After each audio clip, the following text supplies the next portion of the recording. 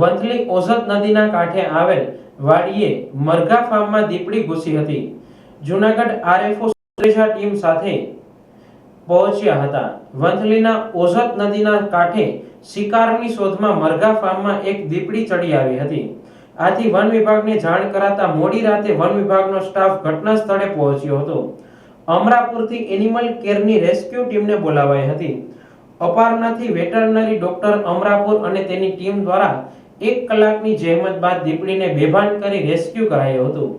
દીપડીને Amarapur animal care સેન્ટરમાં ખસેડાઈ હતી.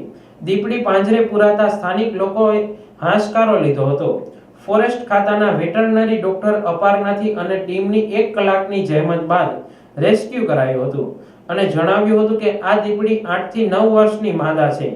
માદા દીપડીને અમરાપુર એનિમલ કેર સેન્ટરમાં લઈ ગયા હતા. મરઘા ફાર્મના માલિક દ્વારા જણાવવામાં આવ્યું હતું કે અવારનવાર અચાનક જંગલી જાનવરો આવી જતા હોય છે.